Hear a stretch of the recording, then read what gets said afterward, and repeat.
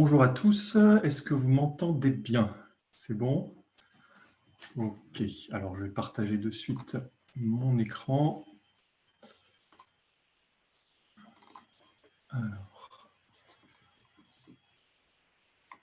je vérifie que tout fonctionne bien. Alors, on est parti.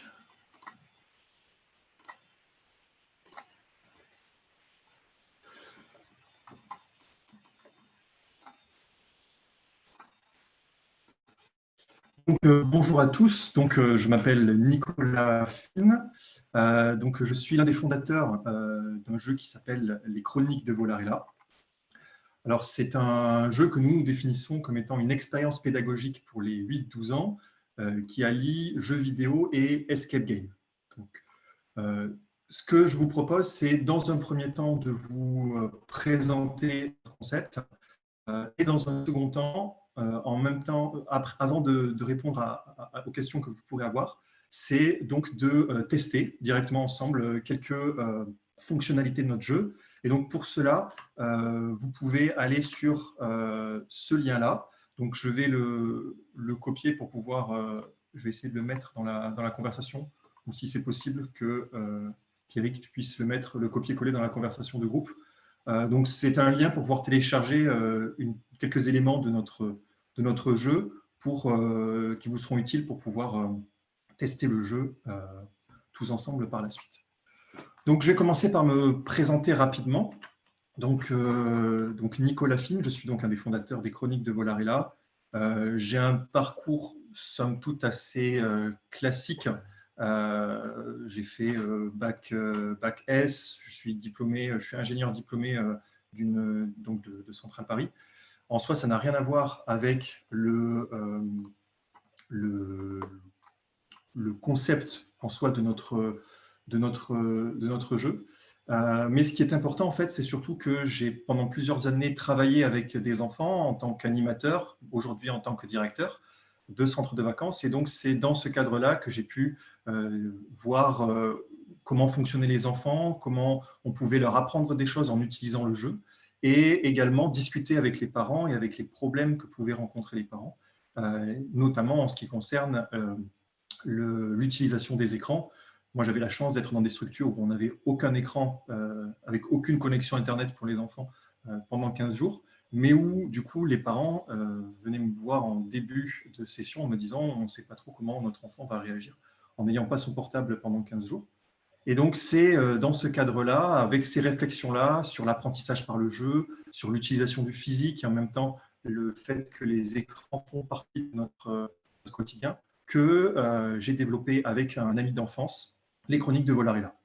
Alors aujourd'hui, la Vola-Team, comme nous on l'appelle entre nous, on est 4. Donc Guillaume, qui est l'ami en question avec qui j'ai commencé à créer les Chroniques de Volarella. Et ensuite, peu de temps après le début de notre aventure, nous avons Marion et Flore qui nous ont rejoints pour étoffer l'équipe et nous permettre d'avoir un maximum de qualité en termes de graphisme et en termes de communication. Mais en fait, les Chroniques de Volarella, qu'est-ce que c'est exactement? Je vous ai dit que c'était une expérience pédagogique pour les 8-12 ans qui mélange jeux vidéo et escape game, mais concrètement, qu'est-ce que ça veut dire? En gros, on propose à votre enfant de résoudre chaque mois une enquête. Donc, c'est une histoire qui est proposée sous forme de jeu vidéo. Et pour la résoudre, il aura à sa disposition un kit d'objets physiques que vous voyez à l'écran, composé de cartes, de fiches et d'un cryptographe que nous lui envoyons chaque mois. Donc, concrètement, alors, vous voyez sur mon écran, je vais vous montrer directement à quoi ça ressemble. En gros, tout tient dans une enveloppe de ce format-là, que nous envoyons directement. Alors, je vais voir si je peux monter mon écran pour qu'il soit plus gros. Et donc, au niveau des cartes, on a la carte qui a ce format, un format A3. Les fiches qui permettent à votre enfant d'avoir plein d'informations sur... alors, on me dit de désactiver mon partage d'écran. Alors, comment est-ce que je fais ça? Voilà, ce sera mieux comme ça. Je reprends la conversation. Donc, les fiches qui permettent à votre enfant d'avoir plusieurs informations sur l'univers, sur les personnages rencontrés, également sur comment utiliser le matériel qu'il a à sa disposition. Et enfin, le cryptographe, qui est un cryptographe que nous avons créé spécialement pour notre jeu, qui permet donc, en faisant une correspondance d'alphabet, de pouvoir coder ou décoder des messages secrets. Alors, je reprends donc maintenant le partage d'écran.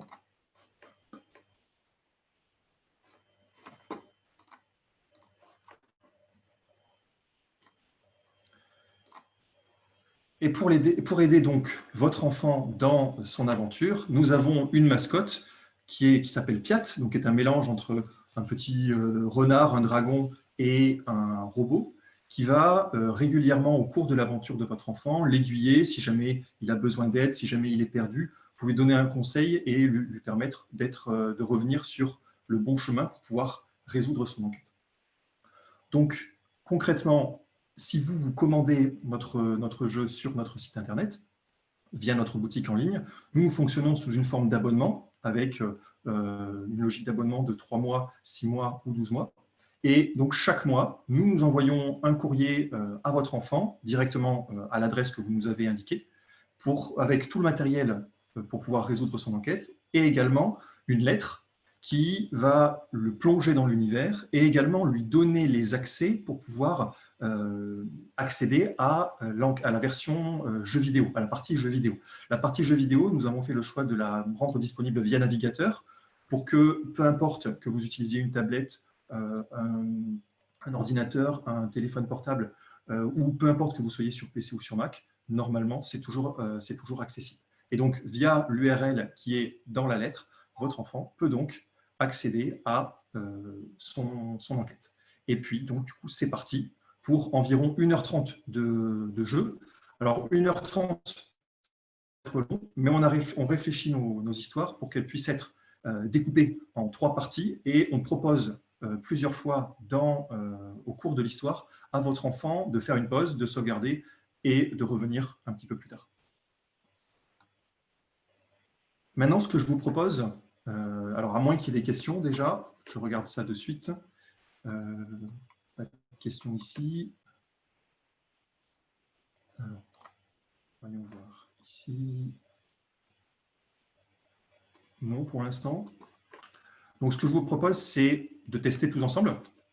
Donc, à travers le lien que je vous ai envoyé, vous avez normalement accès à un PDF qui s'appelle Fiche. Donc, il y a un exemple de fiche que vous pouvez recevoir si vous souscrivez à notre abonnement. Et donc, le petit défi que je vous lance, c'est de chercher à répondre à cette question à l'aide des fiches que vous avez. Trouvez donc le prénom du commissaire divisionnaire de la division interzone ou de la DIS. L'information se trouve quelque part dans votre fiche, dans vos fiches. Je vous laisse quelques minutes et donc vous pouvez soit me donner la réponse dans la conversation de groupe pour celles et ceux qui sont sur Zoom avec nous ou en commentaire sur la page Facebook.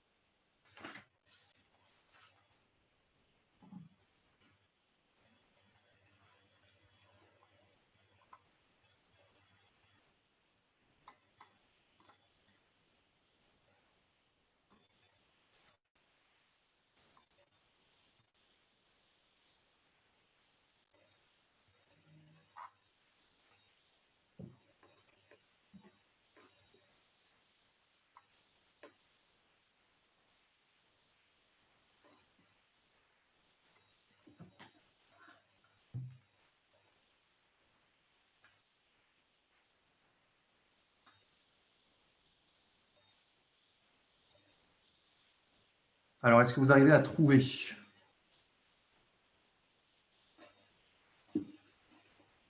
Pour vous donner un indice, normalement, vous devriez voir sa photo donc dans une des fiches. Ah, j'ai une première réponse.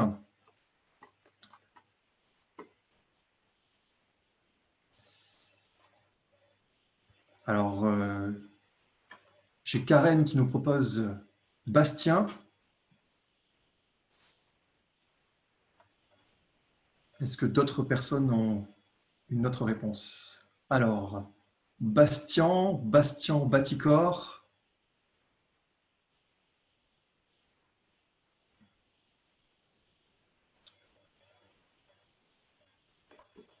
Alors, en effet, c'est bien Bastien. Bastien, c'est bien la bonne réponse. Alors, et pas Bastien. Alors, peut-être que là, il y a la police d'écriture qui pouvait prêter à confusion. Et j'ai bien précisé dans la question que c'était le prénom et non pas le nom complet du commissaire divisionnaire qui était demandé. Et donc, là où Bastien Baticor, c'est l'ensemble de son nom. Donc, félicitations, Romy, pour avoir trouvé la réponse. Hop, félicitations. Et donc, est-ce que vous avez, suite à cette première expérience, est-ce que vous avez des questions? Est-ce que vous avez des remarques? Peut-être que vous l'avez remarqué, on a réfléchi également le jeu pour qu'il puisse être accessible aux enfants qui présentent des difficultés de lecture, notamment en utilisant une police d'écriture qui soit facile à lire et pour différencier les caractères, euh, notamment pour les enfants dyslexiques.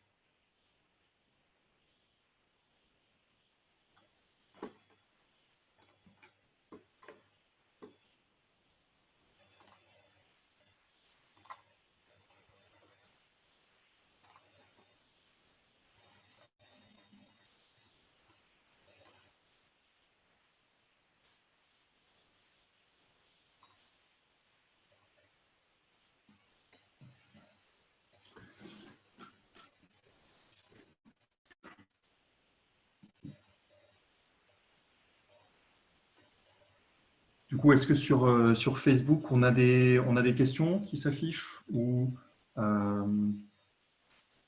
et que là, pour l'instant, de ce que je vois sur Zoom, pour l'instant, pas de questions.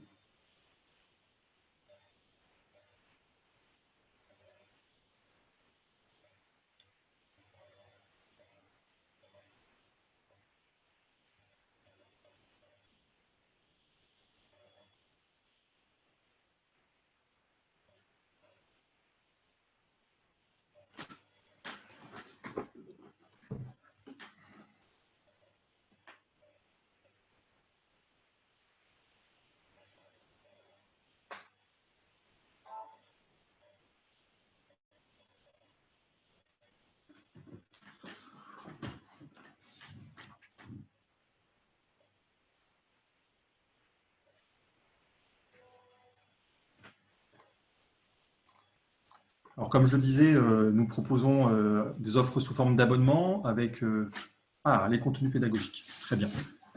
Alors, première question donc, de Karen. Quels sont les contenus pédagogiques abordés? Alors, nous avons fait le choix, pour l'instant, dans les premières enquêtes que nous avons développées, de développer des compétences dites transverses par rapport que nous tirons quand même du programme scolaire du cycle 3. Donc, comme le repérage dans l'espace, en travaillant notamment avec la carte et l'utilisation d'une carte pour pouvoir se repérer. Avec le cryptographe, nous travaillons donc la recherche et l'analyse de problèmes complexes avec la mise en place et l'utilisation d'une méthode nécessaire pour pouvoir coder ou décoder un message. Et avec les fiches, nous faisons développer la recherche d'informations et la restitution d'informations, comme vous avez pu le tester avec le jeu. Ça reste un produit qui s'adresse dans un premier temps pour la sphère privée, pour les parents et les enfants à la maison. Et nous sommes en discussion avec des professeurs pour que peut-être des enquêtes ou une version du jeu soit accessible en classe avec des contenus pédagogiques spécifiques plus propres à une matière, comme peuvent l'être les maths ou le français, par exemple. De rien.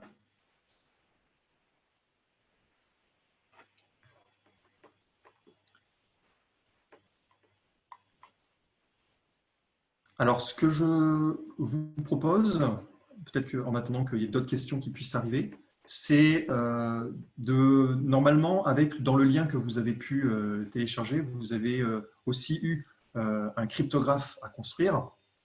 Alors, peut-être que vous aurez du mal à le construire aussi rapidement dès maintenant, mais ce que je vous lance comme défi maintenant, c'est d'essayer d'utiliser le principe du cryptographe pour comprendre un peu son utilisation, en trouvant le mot qui est codé normalement que vous voyez à l'écran.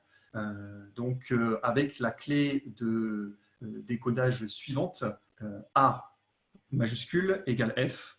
Et donc, quel serait le mot qu'il faudrait que je rentre dans la zone prévue pour pouvoir ouvrir ce mécanisme, cette serrure, semble-t-il, de porte qui est fermée par ce cryptographe.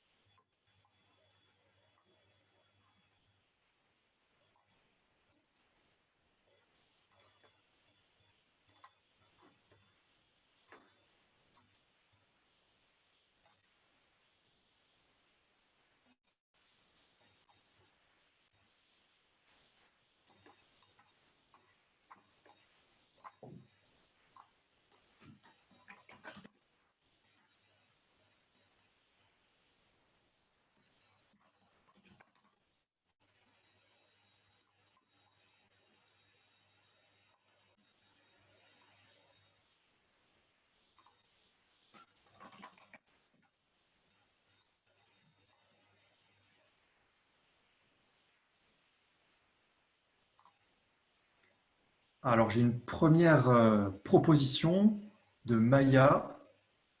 Est-ce que il y en a d'autres qui ont trouvé une réponse du même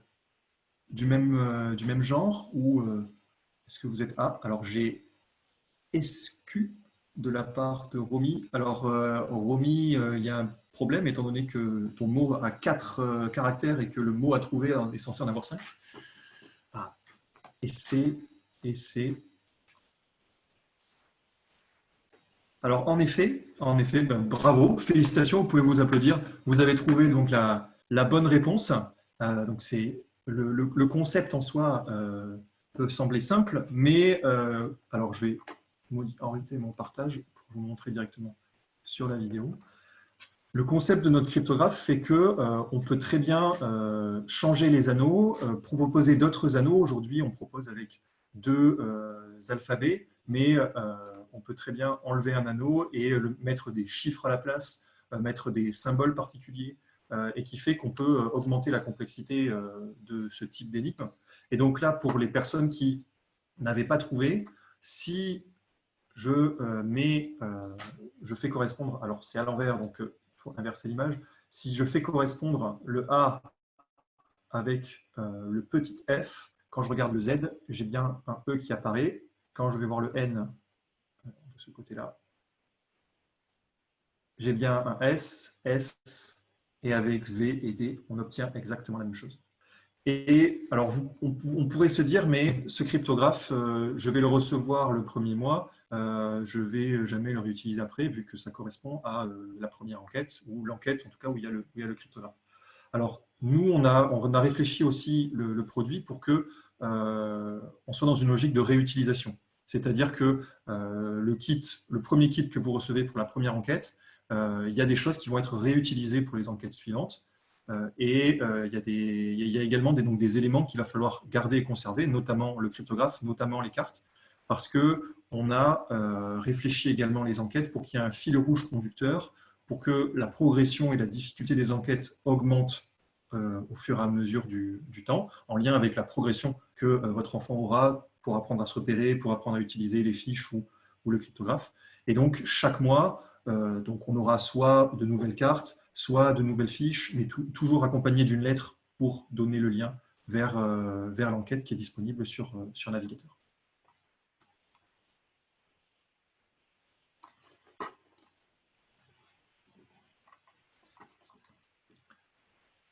Est-ce qu'il y a d'autres questions suite à cette deuxième petite énigme, suite à ce que j'ai pu dire?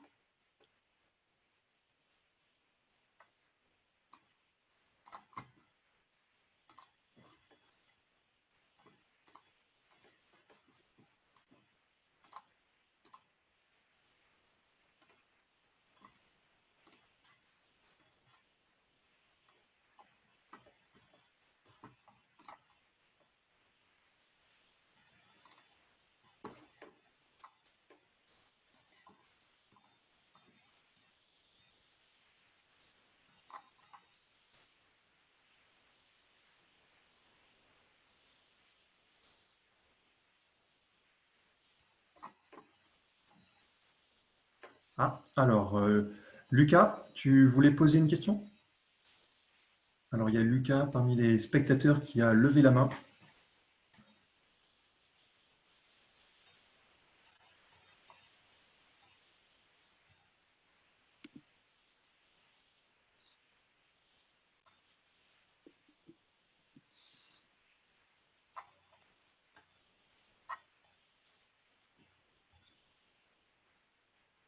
Alors, j'ai l'impression que le micro de Lucas est désactivé. En tout cas, moi, je n'entends pas la question.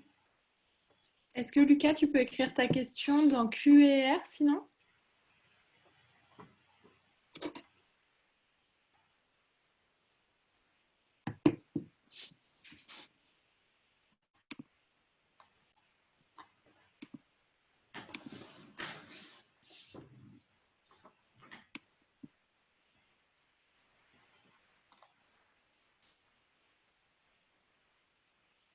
Ah, d'accord.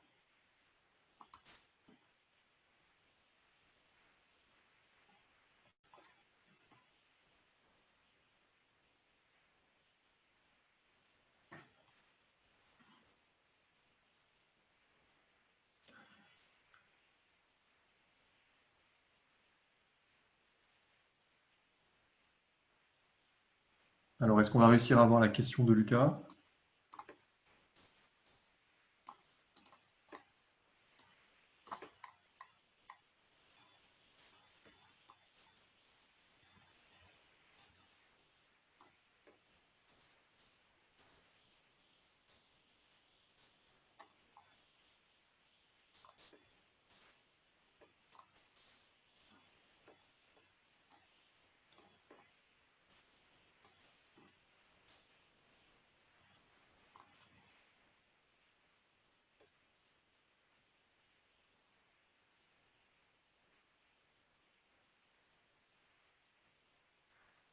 Bon, alors, bon, Lucas, si tu le souhaites, je ne sais pas si donc tu avais une question ou pas. Ben, si tu le souhaites, tu peux me contacter directement via notre formulaire de contact sur notre site internet, volarella.com. Ou sinon, tu peux m'envoyer un mail directement à mon adresse pro, donc nicolas.fines, FINES, volarella.com. Ah, Alors, j'ai une question qui vient d'apparaître sur la partie questions et réponses. Alors, si on a plus de 12 ans, si on a plus de 12 ans, c'est possible de pouvoir y jouer. Après, comme je l'ai précisé dans la question qui m'était posée tout à l'heure concernant les contenus pédagogiques, on a basé les contenus pédagogiques sur le cycle 3 et la difficulté par rapport à des enfants de 8-12 ans. Et ce qui fait que, peut-être qu'en termes de difficulté ou en termes de graphisme ou en termes d'expérience vécue, un enfant de 12 ans ou de plus de 12 ans pourrait pourrait ne pas y trouver son compte. Maintenant, alors c'était pas voulu, mais on a eu sur des salons où on était présent des enfants, enfin même à cet âge-là, on parle plus de préados, des préados de 13-14 ans qui ont pu tester, qui ont aussi apprécié les démos qu'on pouvait proposer. Maintenant, bon, peut-être qu'ils les ont appréciés pour des raisons qui sont différentes de celles que nous visons pour pouvoir proposer une expérience de qualité aux enfants. Mais c'est totalement possible d'y jouer. Mais de rien. Voilà, s'il n'y a pas plus de questions, je vais redonner la parole donc à Maëva. Dans tous les cas, vous pouvez me joindre donc via l'adresse mail qui a été transmise sur la discussion commune. Je vous remercie pour votre attention. Et si vous souhaitez aller un peu plus loin, vous pouvez télécharger notre gratuit sur notre site. Il y a juste à rentrer son adresse mail pour que nous puissions vous envoyer toutes les informations et toute la partie physique nécessaire pour pouvoir tester notre démo. Voilà.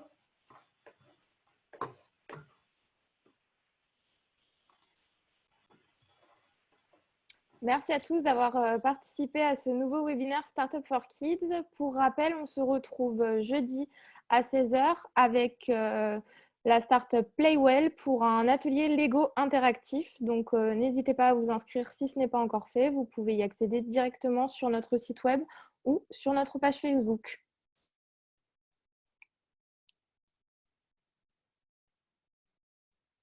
Et n'oubliez pas aussi de préparer donc vos Lego pour l'atelier Lego interactif, me rappelle-t-on également. Bonne fin de journée!